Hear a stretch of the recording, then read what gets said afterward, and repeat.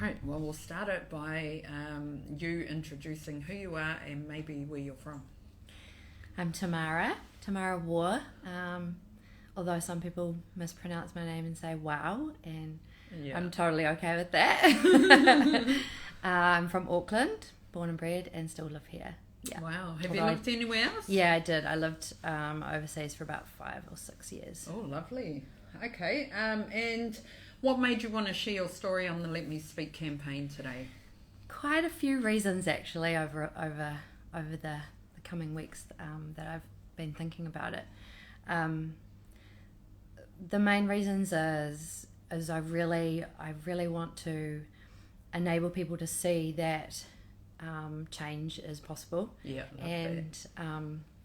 and that, you know, whatever space you're in, there is a way out. And even though you don't know what that looks like yet, just keep dreaming about trucking. it. Yeah.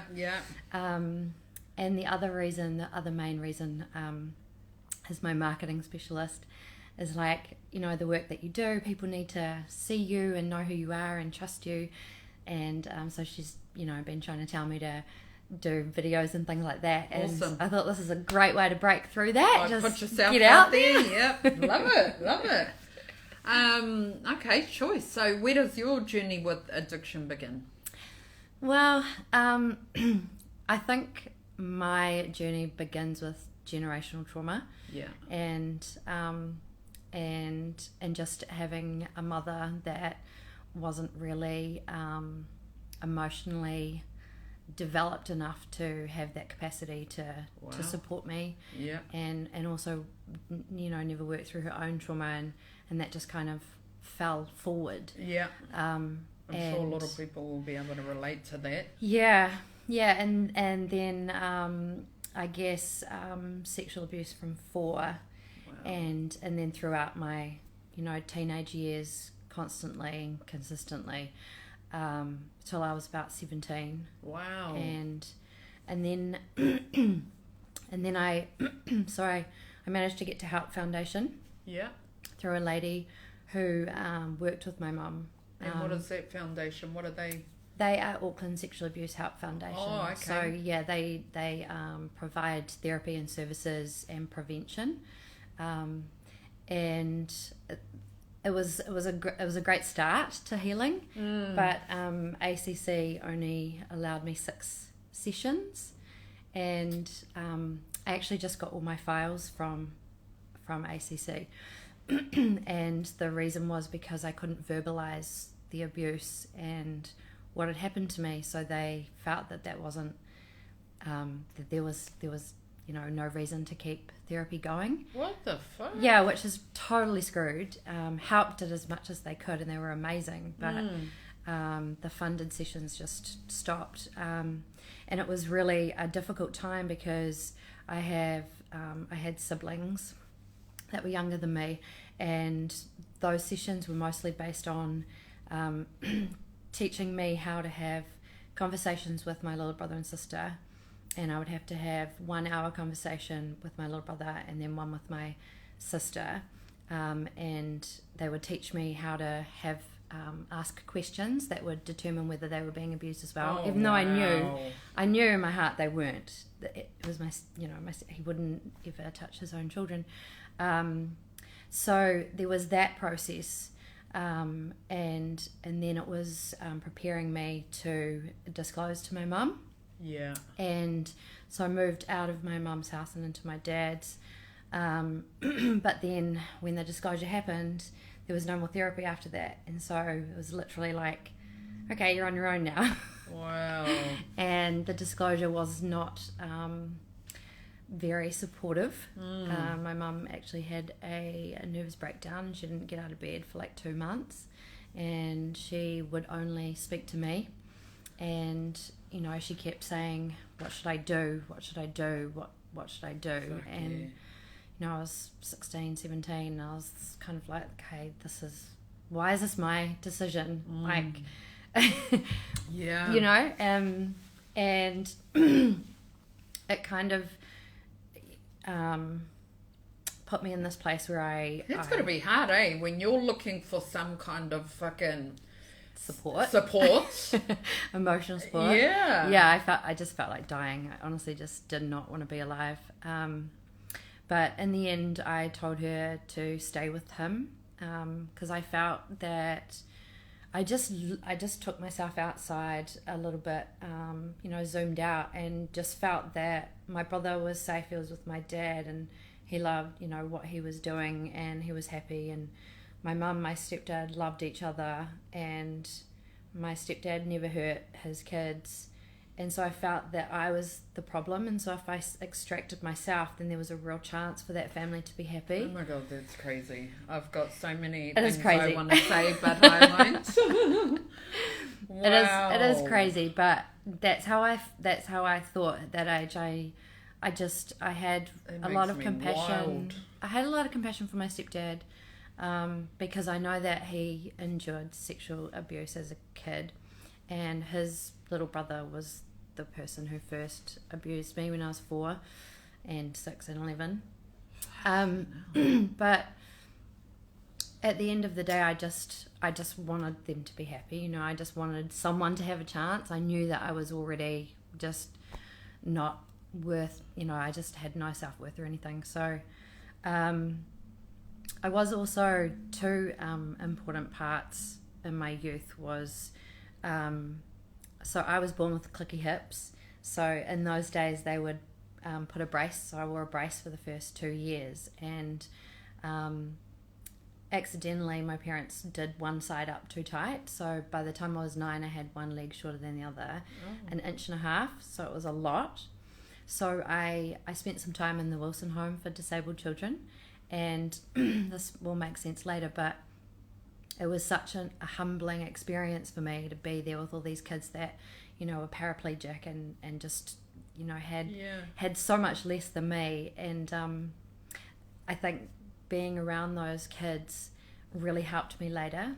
It was them that I thought about, and how strong they were, and how happy they were, and just grateful to be doing what they could do, and the other important thing was I was a child actress from when I was 2, and I think that performance, or that people-pleasing kind of nature, conditioned me to just put other people first all the time.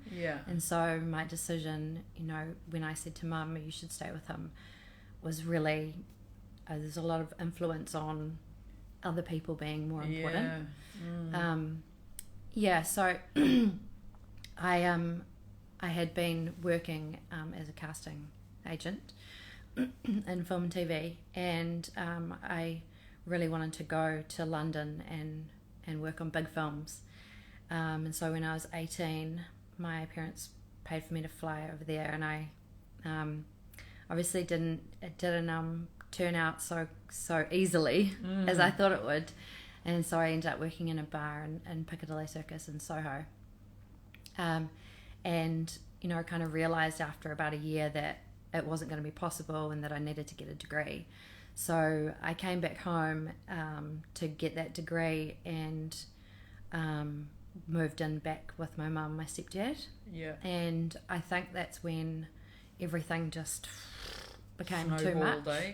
Because I was seeking that safety and kind of love, and trying to get that from my mum, but in the same place was also the biggest fear and the biggest abuse, So I remember my stepdad came in one day and closed the door of my bedroom and sat down and said, I want to talk about what happened, and I just want to say sorry. And I just flipped. I just screamed at him, ran out the door, and was like, what the fuck are you doing? Because that's the place where it happened. So it was really, really triggering. And at film school, I was introduced to meth and GHB. And what's GHB? Gamma hydroxybutyrate. It's juice or mills, or we used to say G is the answer to all P's problems. I've overdosed on GHB quite a few times. But just for our whānau that are watching, so it really provided that that kind of block, of all of those feelings that I was feeling and not knowing how to process them or manage them or regulate them. And it meant that I could stay up all night, and I, was safe. I was alert, and if he came in, I would be awake. Wow. And I just worked on every film at film school, and was really, really going for it for a while. But then things started to get pretty messy with the dealers and sort of being associated with gangs and people getting their places shot in, and also my mum found out. She clocked it, and she came to uni one day and said, "I want to have lunch with you," and I was like, "Oh, well, that must be something." Yeah. And she said, "I know what you've been spending your money on, and I've found a rehab place in the South Island, and I think you should go." And I really felt resentful of that, because all I wanted was to finish uni and get the fuck out of there anyway. Yeah. And I was like, I'm not going to spend my life in rehab dealing with the shit that you guys have put on me. Yeah, fuck you. I'm going to live my life. And so I said, yes, I do have a problem, and yes, I will figure it out myself. So I went to CADS. What's that? It's like a support service for coming off drugs. They were that great, to be honest. They just told me to smoke weed, and I really couldn't. Yeah, swap one drug for this less harsher drug. Yeah, Wow. but I just couldn't. Weed just made me go to places that I didn't want to go. So I really just, I guess, cross-addicted to workaholism, and I just put myself into work, and I just focused, and I obviously cut all my ties with all of those people, and just after I cut my ties, I had my car broken into, and they stole my laptop, which had my fully written essay, and that's when I knew that I'd done the right thing, because I was like, oh shit, they're really pissed with me for, just gapping it. Is this all the people that you were surrounding yourself with? Yeah. Yeah, and probably owed money. I mean, I got a lot for free, and I think that was a real twinge, Yeah. And also there was that break in, like, that's my crew, that's, that thing of I love them, they love me, they're my support, they're my whānau. But I just knew that I couldn't do that anymore. It wasn't an option for me if I wanted to get away from my family or my home environment again. Following that, I had some health issues. So I think, your nervous system holding, suppressing, all these things, which I've learned in my later life, really causes distress on the body. And so I had polycystic ovaries, I had autoimmune disease, and then I was diagnosed with clinical depression, and I had an operation to figure out the polycystic, and they basically said you have a 99% chance of never having kids. Oh. And that just destroyed me. Fuck yeah. Even more. Yeah. All I wanted was to have loads of kids, and like I connect better with kids than I do adults. Yeah. And so I finished uni, and I went back to London, but I went back with a very unhealthy functioning system. Yeah, and I didn't want to be alive. I just was like, I don't know what the point is of being here. I can't have kids. No one loves me. No one believes what's happened to me. Yeah, no support. The support services won't support me. Yeah. And my mum, when I told her, I said to her, please, can I just have one thing? I just want to be able to tell my brother and my dad. And she didn't. She just went and told them without telling me. And she told them a story that wasn't what happened. Wow. And I mean, I didn't tell my mum everything that happened, because, they say that you should just disclose a little bit, and then you can see the reaction and how you might manage it going forward. So Man, that's out of it, eh? yeah, my mum just kind of made this story that I think it was something like we were all having a party and Warren was drunk and Tamara came out and he grabbed her boob and, you know, she's... This really watered down Yeah, version, eh? yeah, Real but fucking I watered became the down. focus as the black sheep and the problem child and the one with mental illness and the crazy person because I was out of control. I was angry and fierce and scared, and my lens of the world was, you know, constantly in fight or flight, or freeze. And so I went when I was in London. I was working in a couple of different bars and clubs, and I did get some work on some films, but they were never long term. Big films like Nanny McPhee and Johnny English. Yeah, it was amazing, but it never kind of lasted. And that just kind of pushed again against my self-esteem. Like, you know, I can't even do film, which is the thing that I love. And I was, you know, sort of started taking coke and working a lot, especially during Notting Hill Carnival. Was like I literally just worked 24/7. And What you know, did the coke do for you? well, it kept me going, kept me up and happy and social. And one night this guy came into the bar and me and my friend were working, and we ended up going out with him and having lots of champagne, lots of cocaine, and being at this strip club. And it was just a really easy way for me to shut off those emotions that it every time, you know, the come down came, it was just an overwhelm of Everything, feelings. reality. And I started cutting, and like self-harming was really the only thing that made me feel alive, because I was so dissociated and so overwhelmed that I just that was the only thing I knew what that was. I could actually identify that. I could Would this articulate happen, that. the self-harming happen when you were coming down? Yeah. And then the overload of what really is your reality. Yeah. And then it was, I have to go find more. Yeah. So anyway, this guy, I started dealing for him, and he gave me a driver, and they were, I can't say exactly what nationality they were or ethnicity they were, but they were Moroccan or Arab or some kind like that. And I knew that their perception of woman was of a lesser.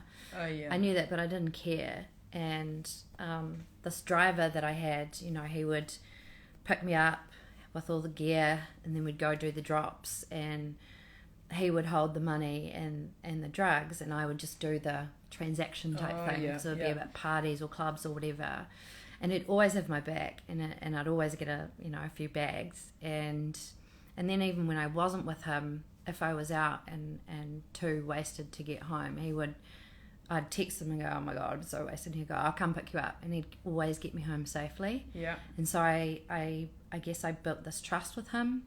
And we were a team. Like, I really trusted him. He never tried anything on me or anything.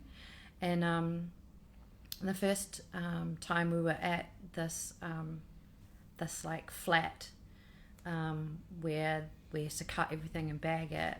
And I noticed this woman leaving a bedroom and going to the toilet and going back, and I was like, oh my God, I've been here so many times, I've never noticed another woman here.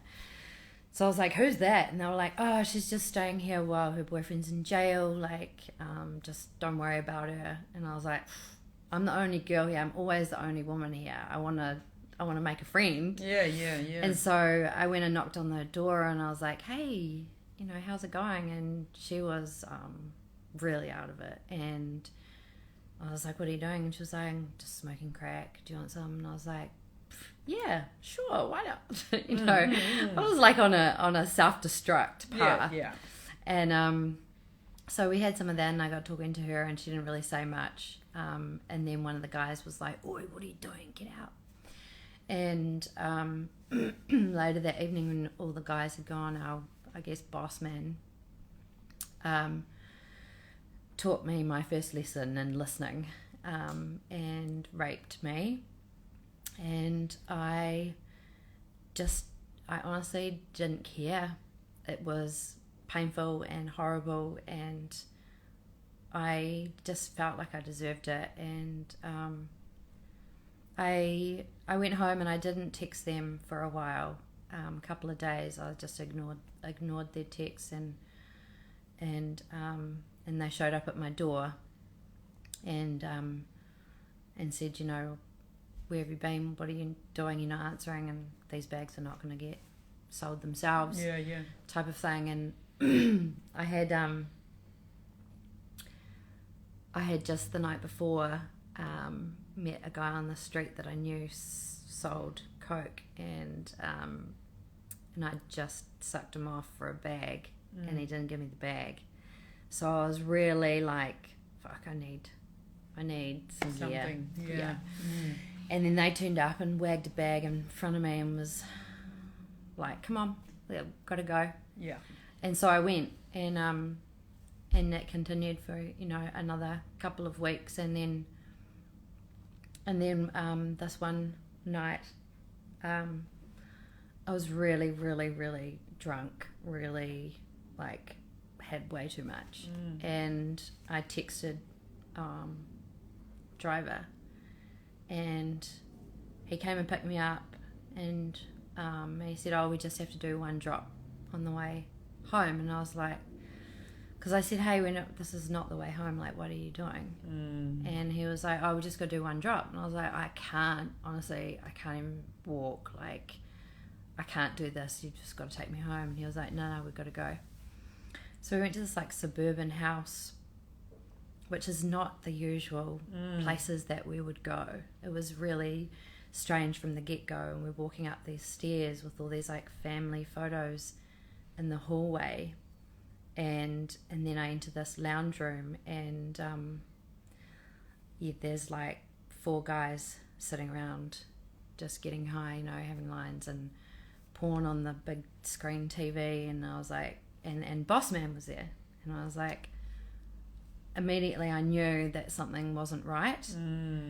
And he was not being very nice to me. Like, I could just tell the energy was... Who, the driver that you trusted, or the boss? No, the boss. Oh, yeah. Yeah. And I was like, oh, fuck. You know, I just got to wait this out, I guess. And they racked up some lines and said, ladies first. And... So you're the only female in a room full of 5 men? Yeah, and I was a lot back then. I was a lot. The only woman, young woman. And... yeah, and I just remember having the line, and the next thing I knew, I woke up to 3 men on me, and feel sick. Just this immense pain, and then nothing. I couldn't feel anything, and there was just this man, you know, his in my mouth, slapping me and spitting on me, and I just felt dead. I just couldn't feel anything. It was like I just was really dissociated watching things happen to me, and I just lay there and naked in this lounge room, and then the driver came back in and picked me up and my clothes up and took me to the bathroom and gave me a towel and just said, get dressed.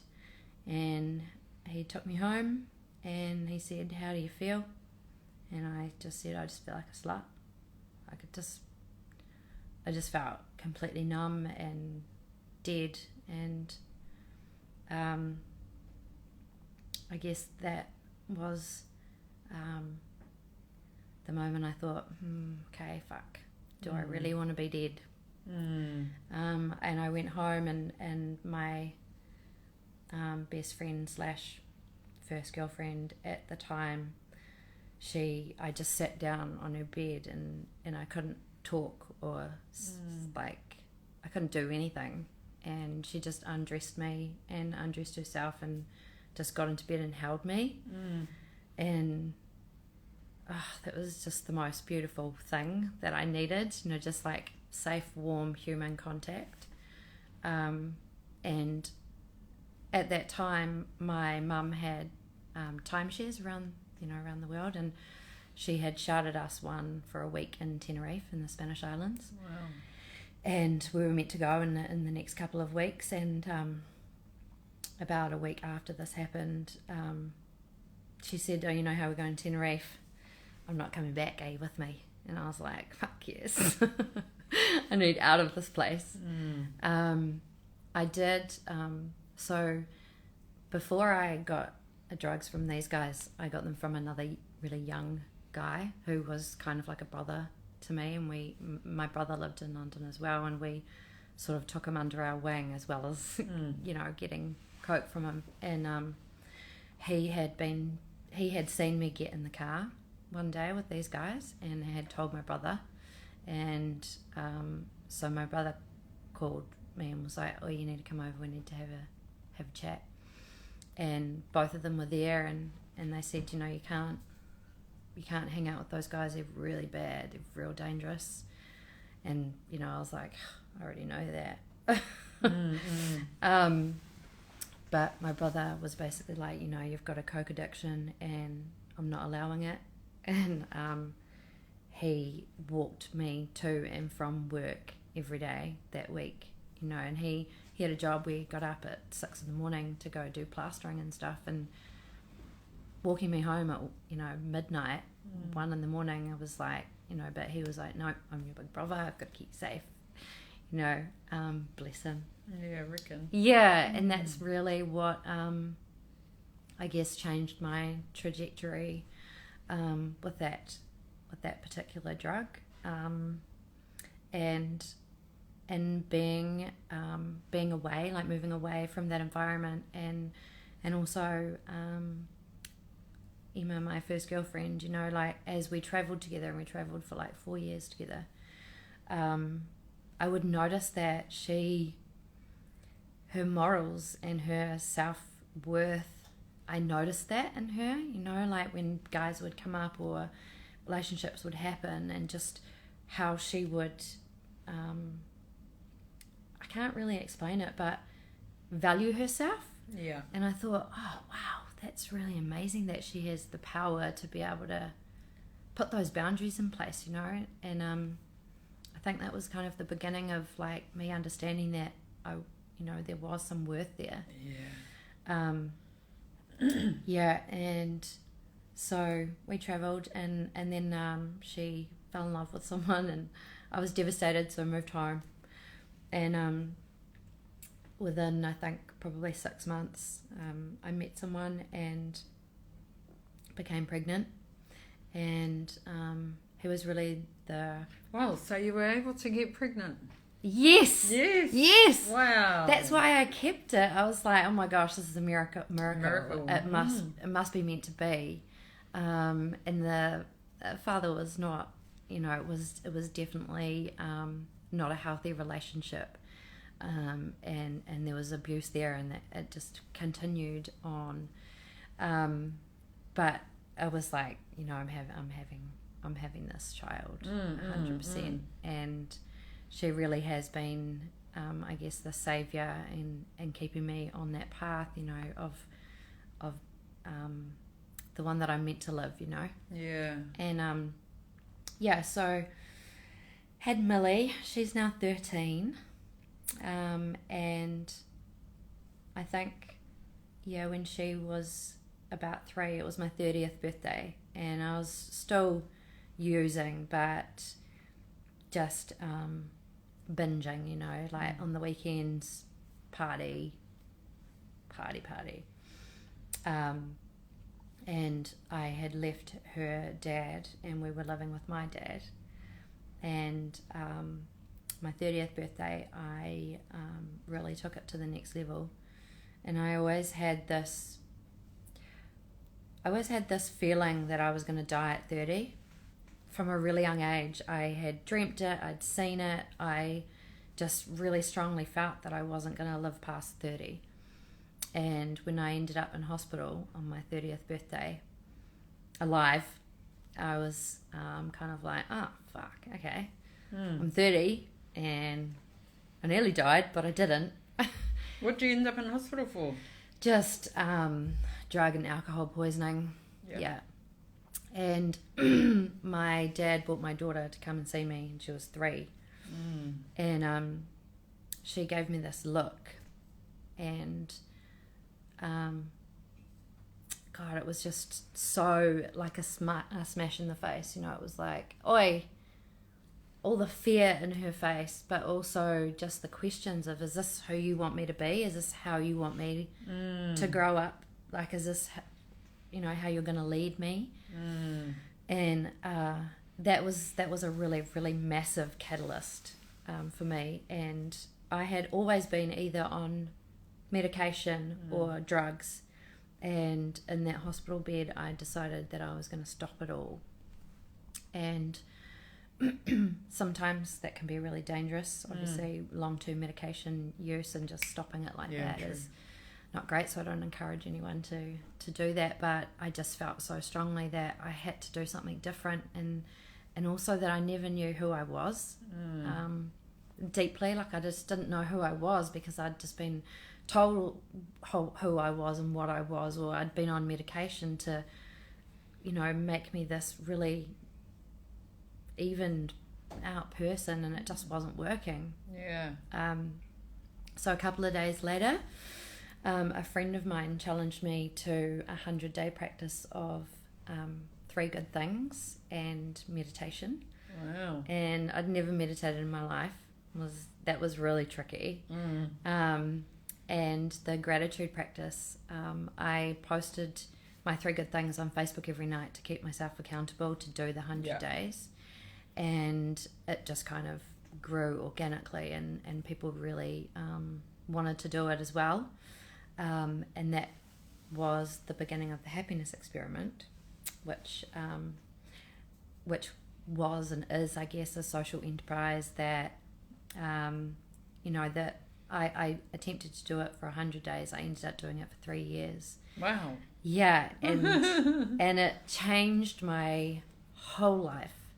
The consistency of reflecting back on your day and finding the good things that have happened, done over time, eventually creates an interactive mindfulness practice, so that during your day, oh, this could be one of my good things tonight, you know, because you're constantly looking for new things to write for the night, and instead of leaving it to the end of the day, you're actually grateful for it in that moment, and that creates being more present in your environment.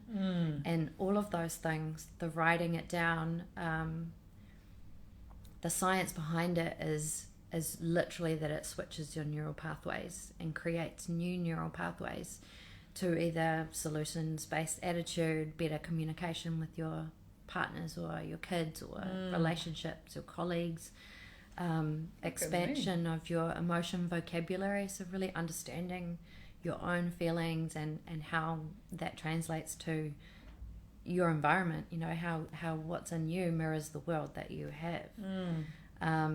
And I just became, you know, I guess having that addictive nature, I just became fascinated with how this was really impacting me in a really deep way.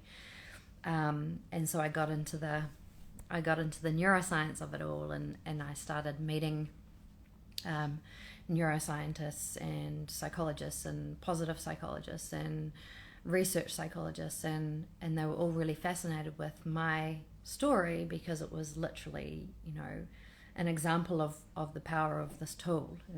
And that kind of led me down this path of speaking about, you know, my story and how that simple gratitude practice can really impact and change your for sure trajectory and your lens on the world.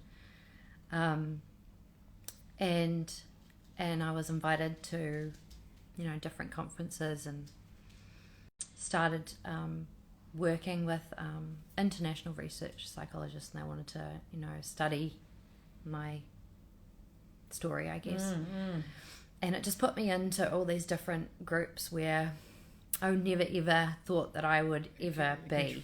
Yeah. Fuck yeah. Like, it was just a completely different world. And then from this fascination, I really had a passion to really sort out the youth suicide rate that we have here. It's horrific and terrible. And so I started designing this youth initiative called Brainy Box. And cool. Yeah, it was for schools, and if I had the tools that I have now with regards to starting a business and things like that, I probably would have done better, but it kind of just floated away because I just didn't have the resources or the skills to do it. I was going to do a master's in positive psychology. We only had one tutor in New Zealand for positive psychology, and 2 weeks before I was starting that master's, and I was doing that master's so that I could get ethical approval to do these trials for Brainy Box, right? And he said, the head of positive psychology, he said, oh, why don't you just come and do a master's and we can do it all through the university? And I was like, really? Okay, that would be great. And then 2 weeks before I started, he left to head up the Resilience Centre in Adelaide. So I was like, oh, shit. Yeah. And I never wanted to study psychology because I've always been... psychology looks at what's wrong with the person, and I'm a really strengths-based perspective. Like, just having done the gratitude practice, I really feel strongly about working with people's strengths. Yeah. And so I did a paper in psychiatric rehabilitation, and that was great. And they said, oh, why don't you just come and do a doctorate? And I was like... Fucking hell. I was like, do you guys really think I'm that smart? Like, but it's just that, that focused mind of like having something that fascinates me. I literally, everything else falls away, and I'm on that train and everything about it. I got to learn everything about it. So anyway, I just did the one paper, and then a company called Changing Minds, an organization called Changing Minds, which was born of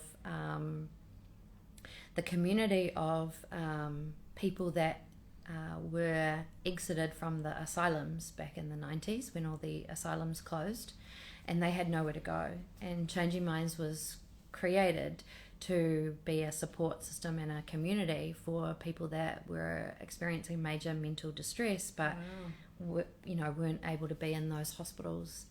So it's got a really amazing history, this organisation.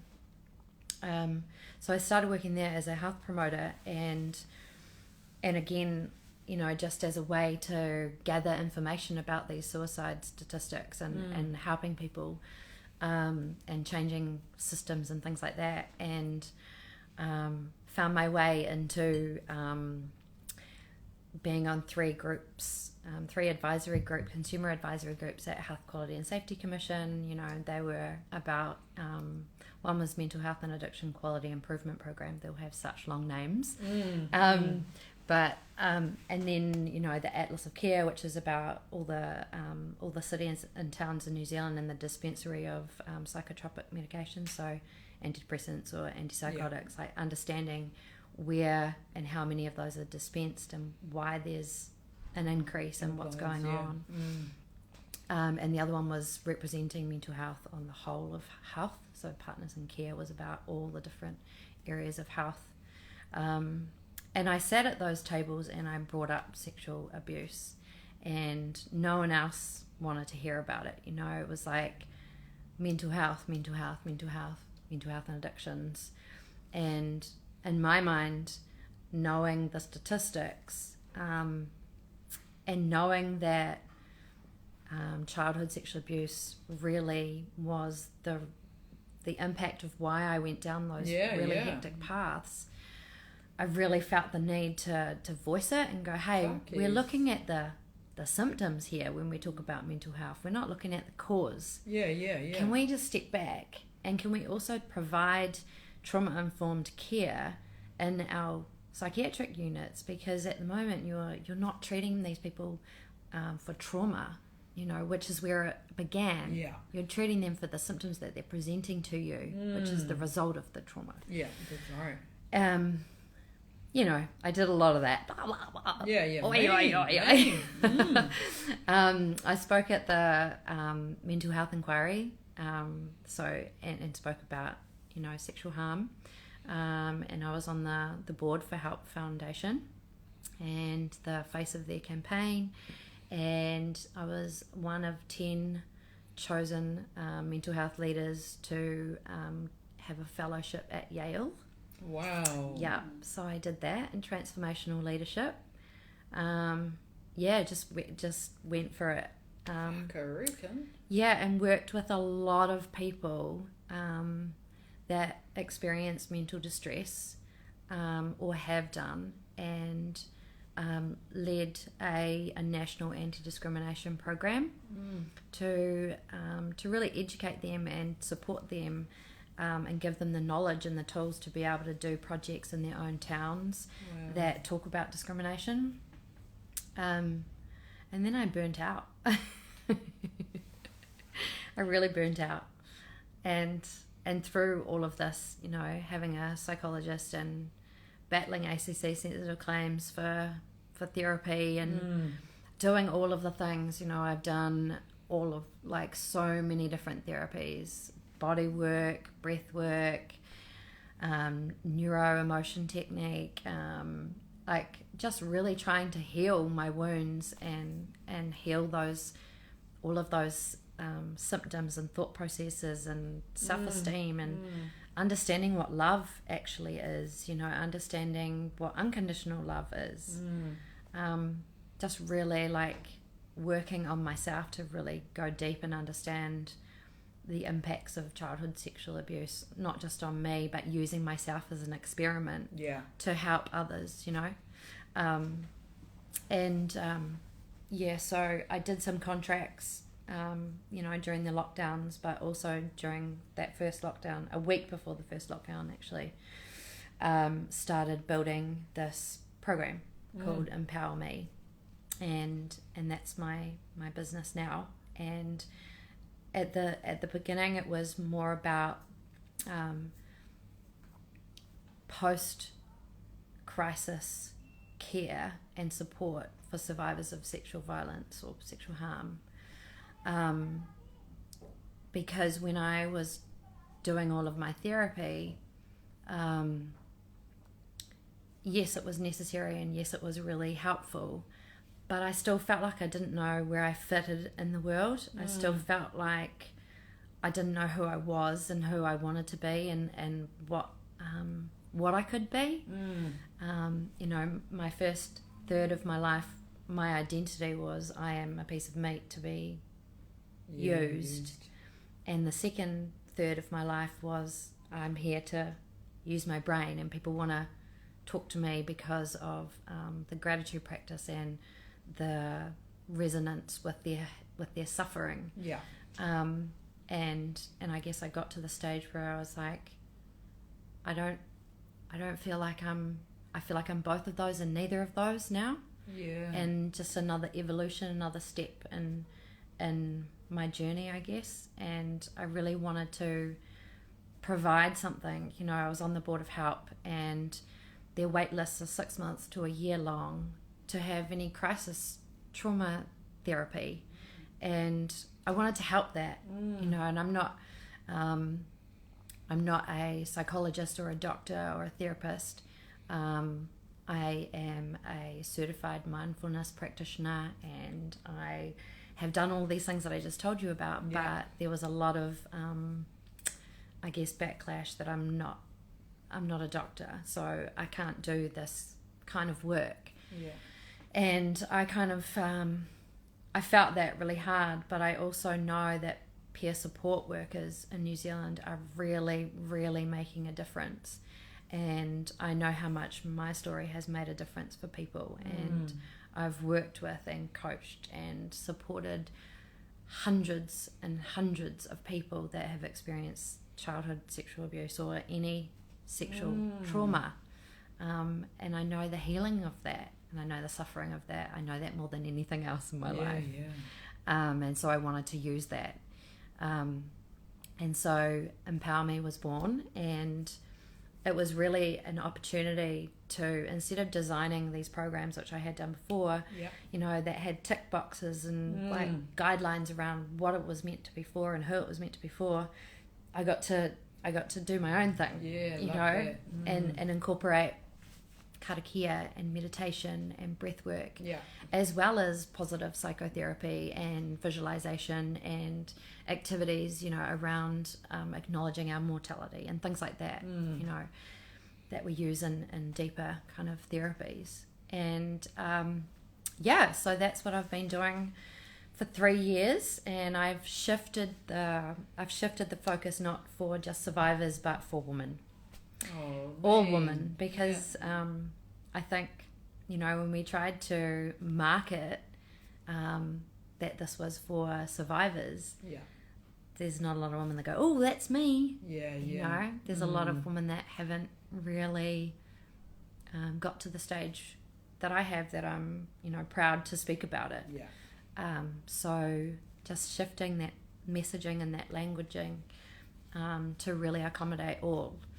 The other piece that I really want to achieve with Empower Me is making it accessible to everyone. When I was trying to better myself, I wanted to do like this, self-development program, and it was like $2 or $3 grand, and you have that discovery call, and they're like, yeah, okay, you need to put the money on the table now, and you're like, okay, I don't have the money, and they're like, well, you've got to get the money now. And I was devastated by that, because I was like, well, if I do the course, then I'll probably better myself enough to make the money to do the So what I've done with Empower Me is I've made a full immersion, which is the full on 2 hours a week.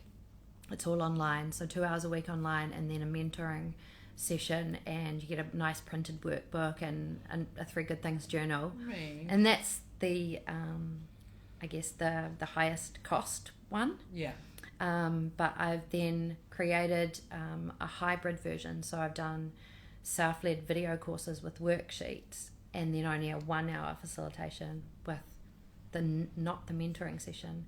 And then I've also done a membership platform where you can, for $44 a month, go and do and learn these skills and these tools and have these resources at your own pace. So I'm trying to make it accessible for anybody. If you have the urge, or you feel like there's something that you want to learn, like you see yourself reacting rather than responding, you want to learn to regulate your emotions better, if you want to expand your emotional intelligence and increase that, here's a place where you can do it, and I want to give it to you. I just need the business to be able to pay for itself.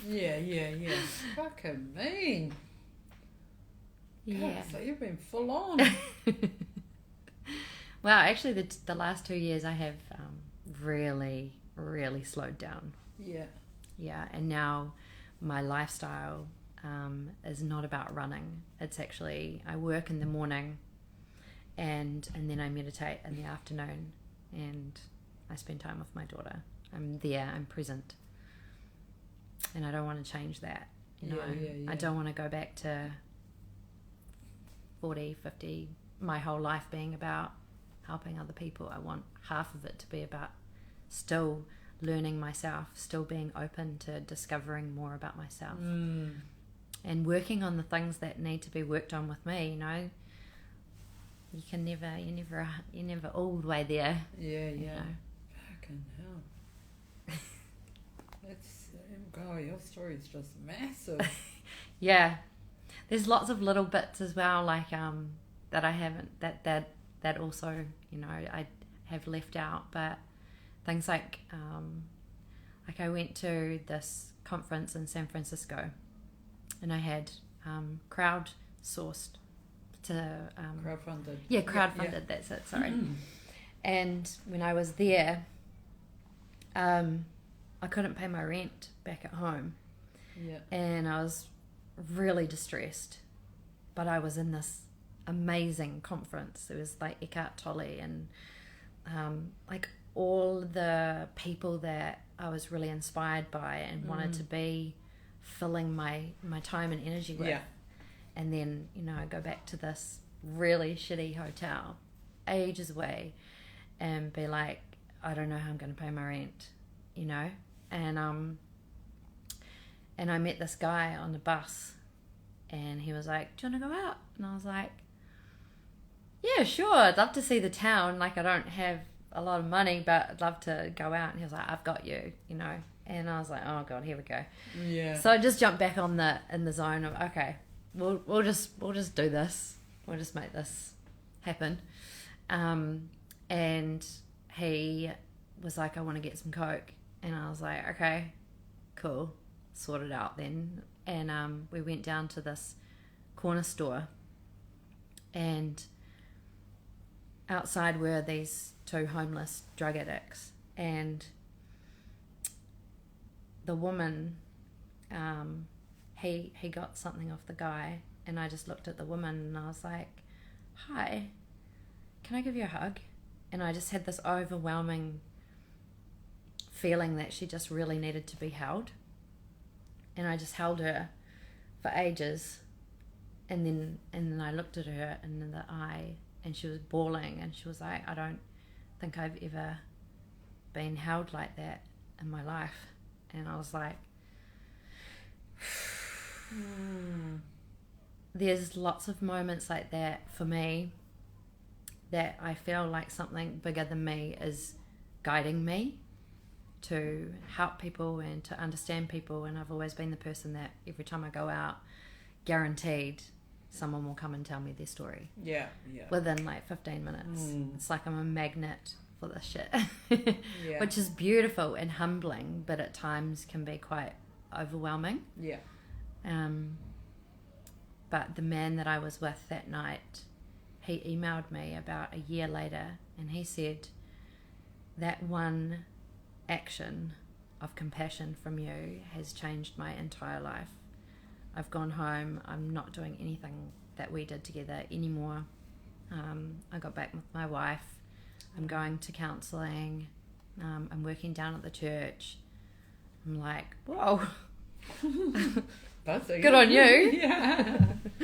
Fucking hell. Oh, I feel like with all your fucking filmmaking, you should have just made yours a bloody film.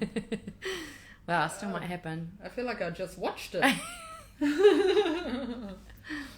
Oh, wow. Fuck. I want to write a book. Yeah, I reckon you should. I have got a chapter being published next month in a book called Depression Lied to Me.